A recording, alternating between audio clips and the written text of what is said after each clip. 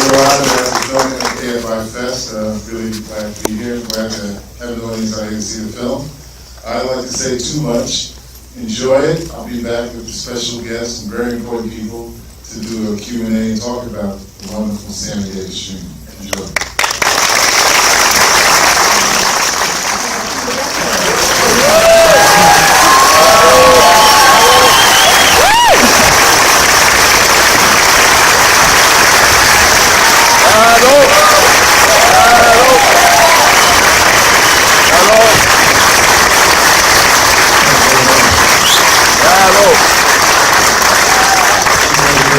Special guest, Schlatter,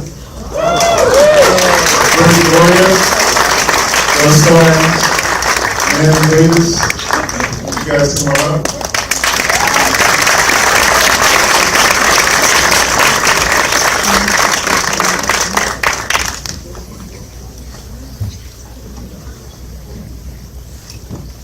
If it was Sammy, you'd have some vodka. Or something.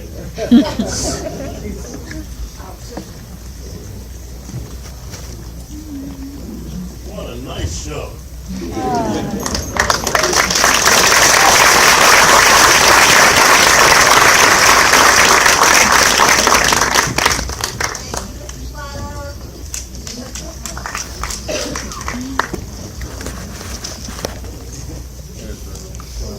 And there's another 500 hours where that came from. You're doing good, kid.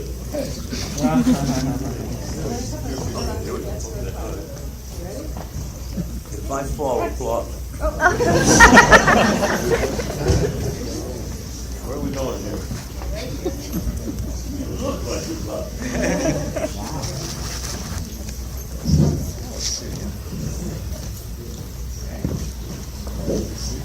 Wow, what memories that brought back, huh?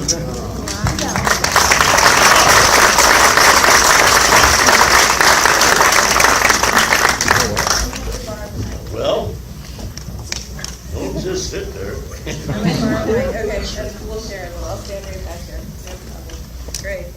Well, you know, I wanted to start with the documentary is so comprehensive, and you cover so many time periods, and really cover, you know, the breadth of his life, the span. Was it always going to be so comprehensive from the start, or did you start with a specific period of time and realize that you wanted to tell the whole story? Well, we want to sort of, as you saw, we want to tell a story in chapters. We want to look at both the singer, the impressionist, as a dancer, as an actor, leading man, as a part of the Rat Pack. So that's how we shaped it. We tried not to do completely, birth to grave. So we wanted to give it a little more of a chapter arc. And with the great help of all these wonderful people, Manny, who helped us with the estate, it was great to tell his story. And I had done a lot of research. I had read Burt's book. I had seen all the footage that George had produced. I knew that Buz was a very close friend of Sammy. So it was these people that helped us really dig into the story and pull out some of these powerful elements.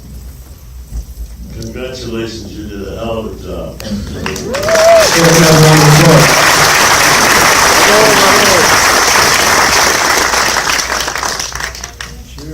Great. So, yeah, thanks for person.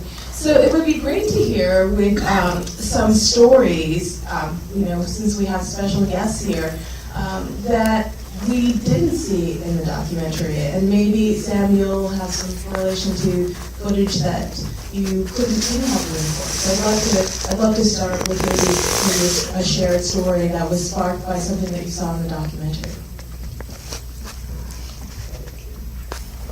There's so many stories about Sammy that are just so indicative of a man with his enormous world shattering talents and his insecurities. First met Sammy 53 years ago. We had just starting our career with the Morris office, and they had handled Sammy at the time. And they said, "Why don't you come? You want to make a couple of bucks? Sammy is doing a friar's roast for Joey Fisher." and he'd like a piece of special material. Can you do a special lyric for What Kind of Fool Am I? I said, sure. So we went up to, he was in Golden Boy at the time, we went up to his rented brownstone on East 93rd Street. And we met with Sammy, and we had written a lyric, and he listened to it, and he played it, and he says, guys, that is great, I just love it. He said, what kind of champagne do you drink? So I had just had twin boys, they were like 2 years old at the time. And I said, Sammy, we don't drink champagne.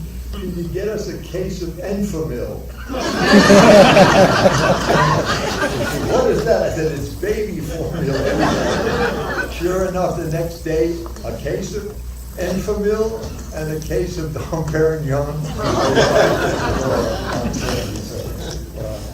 That was our first meeting with Sammy. And it just got larger and bigger and more extravagant and more wonderful over the years. Anybody else? Looking at that, everybody in that documentary will remember the moment that they were with Sammy, the times that they spent with him.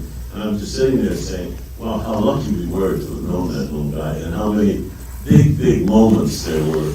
And Sammy would confront anything. And I remember there was this color barrier. There was a thing, it was this hard line in Vegas, and so he said, I said, Sammy, I want you to do this show. And I said, but I want you to play Vegas. So I said to the owners in Vegas, I said, Sammy had just opened with that eye thing. And it was like, he swept the whole country. Everybody was in love with Sammy. So I called the Frontier Hotel and I said, we're going to book Sammy. I think I've been in for 6 weeks. They said, nobody works here for more than 10 days. I said, he will, or he'll play the Sands. But I said, well, okay. I said, and by the way, he will stay in the hotel. They said, forget about it. I said, no, he will stay in the hotel, and you will let black people come in and see him. They said, Joe, are you crazy? I said, you'll go to the Sands. And so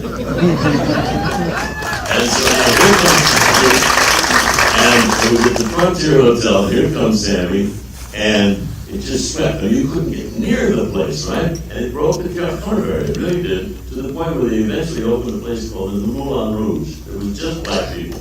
And within a week, all the audience was white. And when Sammy broke, there was just one of the barriers that Sammy broke down. He broke down a lot of them. And we can thank him for a lot, musically, and the show business. He did. How many movies did he do? Anyway. TV shows too. The TV show. One story of the TV shows. He comes in, and we were doing a show called Laughing, and Sammy was a dear friend of mine. We always did a lot of stuff together. It was always an adventure, dangerous but an adventure. And so he comes in. He said, "What are you doing this week?" I said, "We're doing a whole bunch of things with a courtroom." And I lived in East St. Louis. The guy by the name of Pygmy Markham did a judge. Remember Pygmy? So he said, well, what did he went in the hall and made up all of that stuff with the wig and the gown and everything, and he was doing Here Comes the Judge. And so we immediately stopped everything, re-edited the show and put it in the next week. And here comes Sam, here comes the judge. You've seen it, haven't you? Okay. So now it goes on the air, and the Supreme Court, following Tuesday, when the judges came into the chambers, somebody in the back of the room said, "Yo, here comes the judge." The biggest laugh they ever got in the Supreme Court until Trump.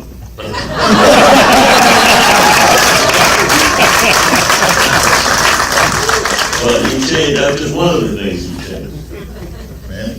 Okay, I just want to introduce everyone in the audience. My name is Manny Davis, and I'm the only child of his third wife, Buz Davis. I'm also the administrator of this estate as well. So, looking at all the footage, I was much younger when my father passed away. I was about 13. But looking at all the footage when he was older, it reminds me of a time where I was totally starstruck and totally surprised at what I've seen Sammy do. I used to always travel around with him around the country when I was younger, going to Reno, Vegas, Tahoe, Atlantic City, all the places in between. And so this one time I was playing with like a cherry. I had a Ray Rogers, such coconut grenadine and like a cherry on top of it. So I was playing with, with the cherry stem, and I've been in many Sammy shows before then. But all of a sudden, I heard this music that I never heard George play before. And I just was listening, you know? And all of a sudden, I heard him say, "Your bird is mine!" And I just looked up. And I looked at the stage. And there he was impersonating Michael Jackson, grabbing his crotch, going, "Ow, ow!" And I was like, no way, this is so awesome. So after the show, I was starstruck because we went to the green room, and there was Michael Jackson. And so I was so shy. You know how Michael Jackson is. He was like this. And I was like, no! That's the one thing I remember. It was funny. Speaking of Michael Jackson, Jane, my wife and I wrote a book called Why Me with Sammy. And we're working in his house at the bar in his living room. And Michael Jackson walked in, but he didn't come into the room to interrupt us. He just waved and said, "Hi, Mr. D." And he said, "Just going downstairs to his office." He said, "Just going to steal some of your moves." And Sammy looked at it after Michael had gone downstairs, and he said, "The greatest thing in the world is that when the kids like what you did." He was so thrilled at the idea that the young people appreciated what he did.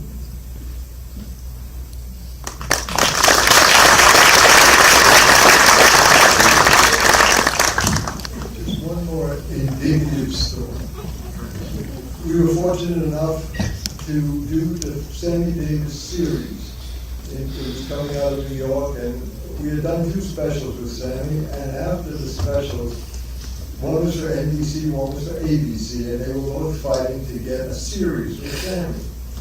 And Sammy said he decided to go with NBC, and NBC, out of spite, said, "We're going to invoke what's called the 21 and 8 rule, which means if you appear on another variety show, you cannot appear for 21 weeks before and 8 weeks after." So Sammy, on his own series, was not allowed to appear after the first show.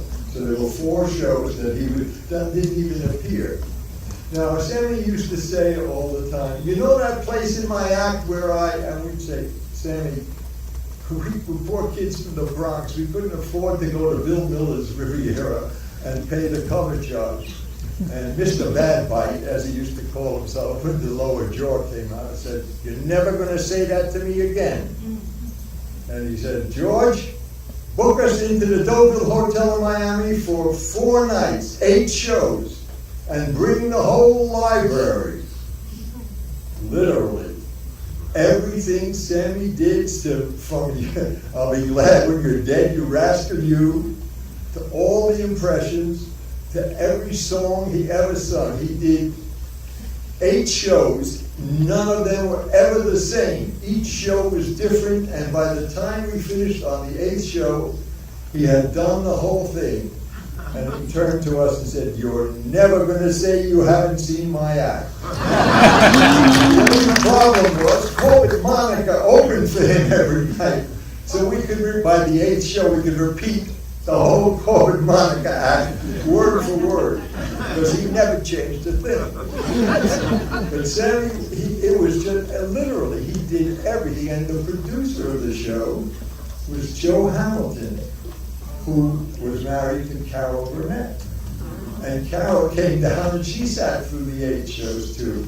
And by the way, if you have nothing better to do, watch the 50th anniversary of the Carol Burnett show on CBS on December 3rd.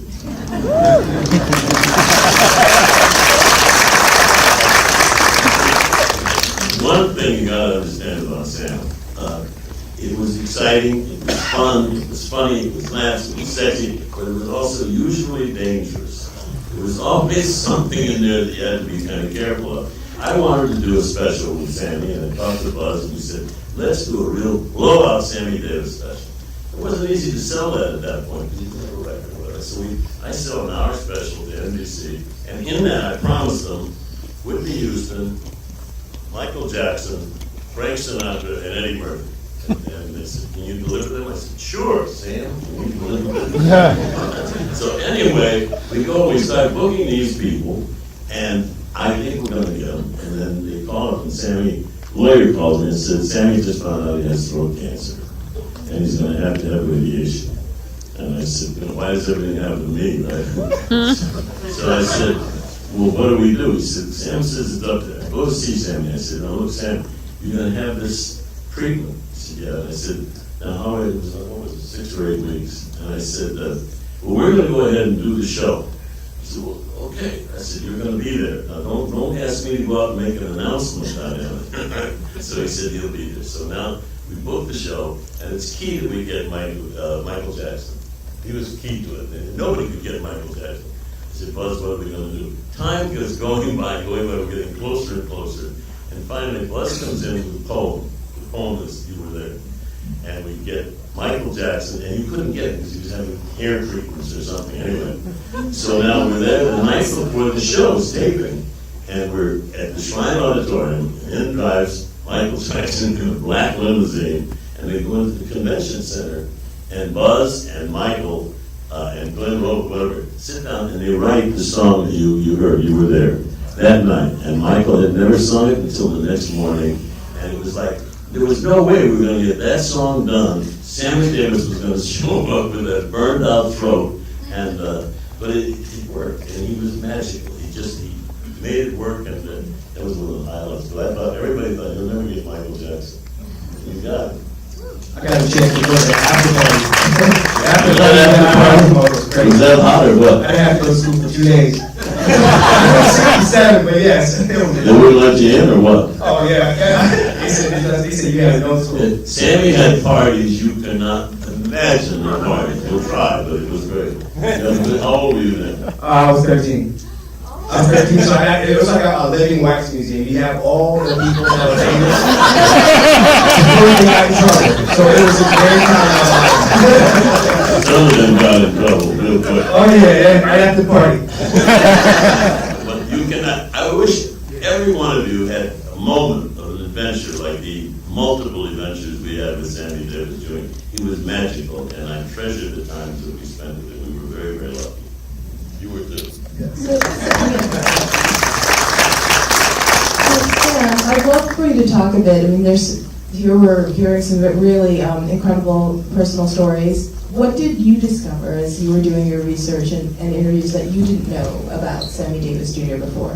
Well, I always thought he was a phenomenal performer.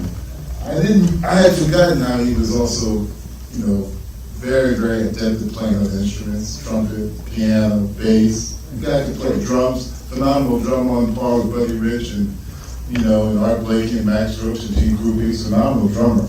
So that was sort of a new revelation. And the other revelation for me was the footage from that show, and I guess it was in the late 50s when he's dancing with the 2 drummers. I had never seen that footage, even as a young man. So when I saw that footage, and he's so elegant. He's so elegant, he's sublime. He's this beautiful dancer. So to me, that was a real revelation to see that footage. And there's other footage that we didn't use of him on tour in London and in Italy and in France, and in Amsterdam, where he's just a consummate performer. I mean, the guy had so much talent. It was just amazing some of the stuff we saw that not in the cut. You've got enough stuff to do another 3 That's right. That's right. My wife and I met Sammy when he was Mr. Wonder. And we used to go to, I was Broadway columnist at the time, and our evening was always spent on the nightclubs and whatever's happening in New York while Sammy was on stage. And we would meet at his apartment at around 11:30. And he would entertain us by, for example, he would buy 6 copies of Hamlet, and he would assign parts to us. And we'd all make idiots of ourselves. But it was fun, and he would at least play a Monopoly. And Sammy went out to Cartier and bought little gold charms, little hats and cars and things, instead of the little silver things they have in the tin things they have in the set. And so we played with solid gold pieces. And real money.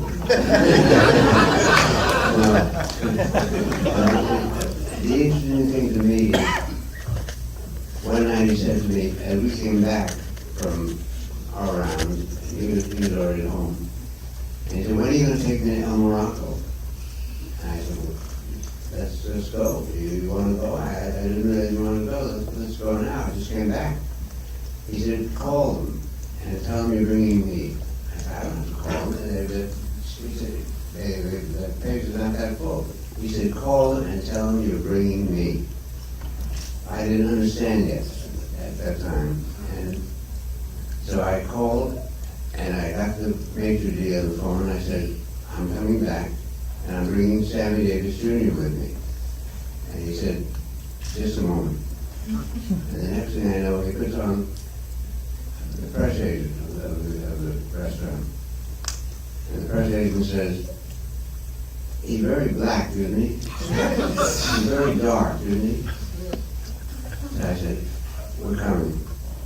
So we went to the snack club, which was kind of like the chic place to be. And here's a man who was starring on Broadway.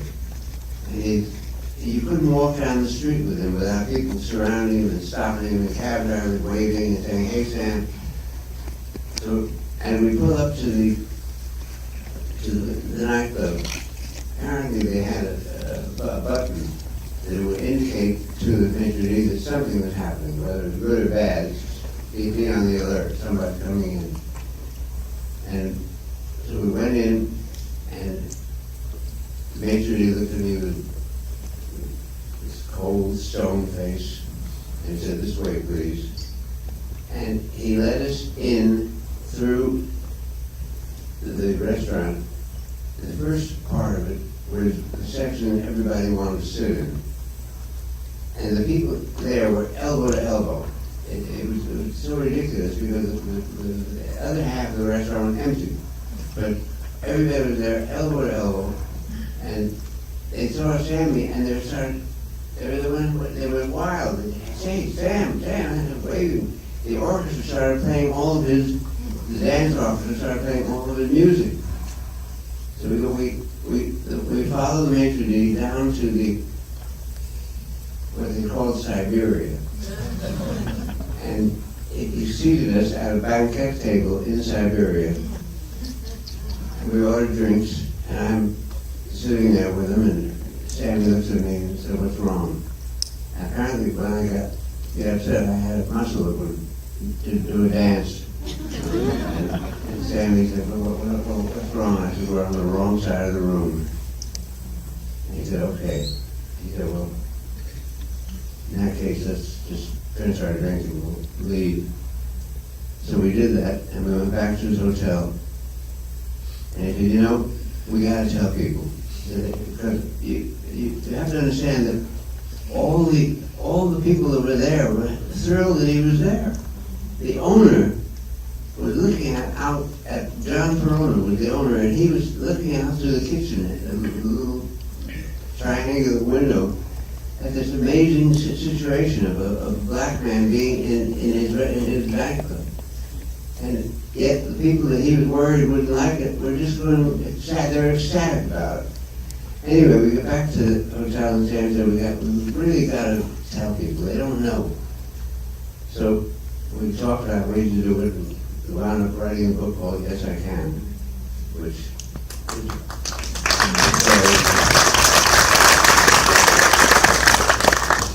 and he was a joy to work with, except he didn't like to work on it. And he didn't like to look back. He hated to talk about the past. And we would get all that from his grandmother, from his father, from all the roadies, the people that were around. That's where we got all the information that we then would check with him. But he was an amazing friend. We were so privileged to have known him. He gave us a great opportunity.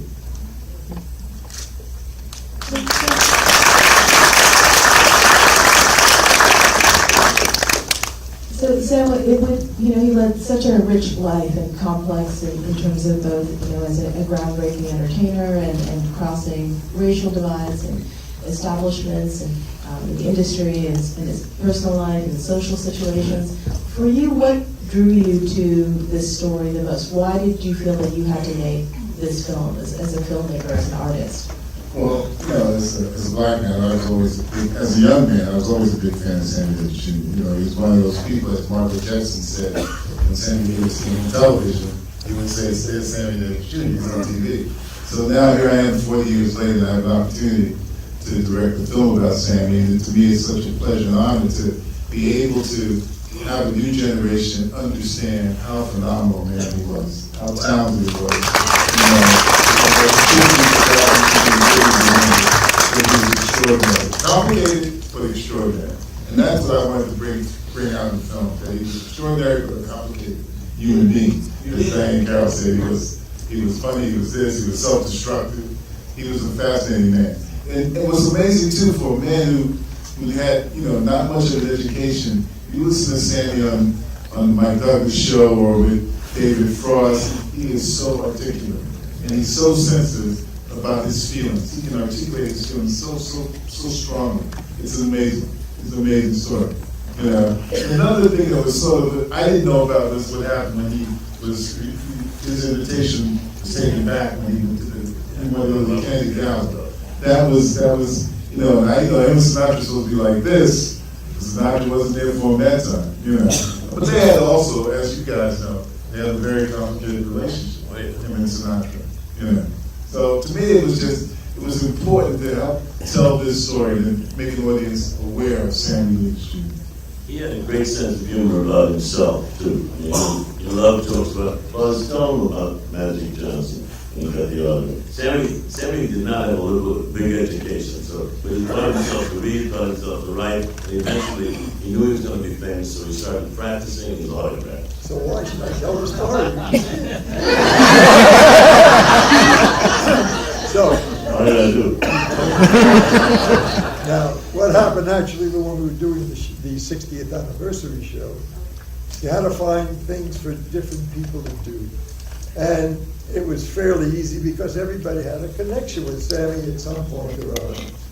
I remember standing backstage and the show was about 1/3 through, and this was the most memorable historic event. Everybody, all your troublemakers, all your difficult people were on their best behavior. Bodyguards, they all showed up with And I'm standing backstage with Shirley MacLaine, who I'd worked with before, and Gregory Peck, and they're standing together. And Gregory Peck turns to Shirley, and we were about 1/3 through the show, and he says in his stentorian voice, "God, I hope we're not the first two white people to fuck up tonight." Anyway, what happened was we needed something for Magic Johnson to do. And Sammy had told me when he was very young, and he was working the act with his uncle and his father, and he had no education, and he used to sit backstage with a pen and a pad and just write in case anybody ever asked for his autograph. He would write, "Best wishes to Bill from Sam. Best wishes to Joan from Sam." And he'd do pages and pages. Finally, one night, they finish the act, they go out, and a busboy comes up to him and says, "Excuse me, Mr. Davis, can I have your autograph?" Oh, he says, "Sure, give me a piece of paper." And he says, "Best wishes from Sam to," and he says, "What's your name, son?" He says, "Raoul." "I gotta run, I'll see you later." No idea where to start or finish that name. So typical of Sammy, he gets caught in this position. He really was self-educated. I have a connection to Mr. Davis, and I feel like this is God-given. My name is Raoul. But my father, I'm from a black entertainment family, the Hamiltons. My uncle is Chico Hamilton, famous jazz drummer. And my father's an actor. He's passed. His name was Bernie Hamilton. Sure. And in 1968, Mr. Davis starred on a show by the name of The Name of the Game. with Tony Franciosa and Susan St. James. And my father brought me to Vegas at Caesar's Palace for a week for the filming. And we did a scene on the tarmac at McCarran Airport. And it was after shooting the scene, and I was sitting behind Mr. Davis. And they were talking, and he was telling a story. And he motioned this way and spilled a drink on me. And at the time, he had a yellow Maserati on set. You're right about it. I was there. And he said, "I'm sorry, little Bernie. Don't worry about it. I'll buy you a house." And I said, "Mr. Davis, all I'd like to do is drive your Maserati." Thank you for listening.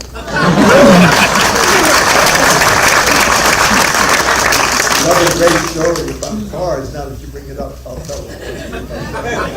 One of the 4 shows that Sammy couldn't appear on his own series was hosted by Jerry Lewis. And Jerry Lewis was out here in California. We were shooting the show in New York. So we flew out to meet with Jerry Lewis. Now Sammy knew that Jerry Lewis all his life wanted a Rolls Royce, but could never get the courage to actually buy one. He would go into the showroom and he'd look and he'd say, "Oh, it's beautiful car," and he'd leave. Sammy said, typical Sammy, "What are we going to get Jerry for hosting this show?" I said, "A Rolls." He said, "Great idea." So he calls up and he orders a vintage Rolls for Jerry. And we were shooting Jerry's section for the Sammy Davis show at NBC in Burbank. And they bring the car over and they put it in the parking lot. And Sammy calls me on the phone and he says, "Has Jerry seen it yet?" I said, "No." He says, "Is it there?" I said, "It's there." So he says, "Put Jerry on the phone." So I put Jerry on the phone and he says, "Jerry, have you been out to the, I got a little surprise for you. Have you been out to the parking lot yet?" He says, "No, I'm in the middle of rehearsal." He says, "Go out to the parking lot, I'll hold the phone." Jerry goes out to the parking lot, sees this Rolls Royce, gets in, and is driving up and down the parking lot. He's so thrilled, he's going crazy. And I said, "You know, he bought it for you as a thank you." I said, "Oh, by the way, he's still on the phone." So Jerry, it must have been 20 minutes minimum. And I go back into the studio, and Sammy says, "Well, Jerry, what do you think?" And Jerry says, "Spare tire needs air." I have a car story. We were writing Why Me with Sammy. We traveled everywhere with him. And we were in Lake Tahoe at Paris Club. And my wife and I were tennis players, and so we leave during the day while he was still sleeping, and we go up and play tennis, and we come back, and he'd look at us, and he'd say, he would use his car, which was a Rolls Royce, which, because Bill Hara, who owned Harris Club, was the Rolls Royce dealer. And Sammy looked at us and he said, "You know, you really ought to have a car that matches you."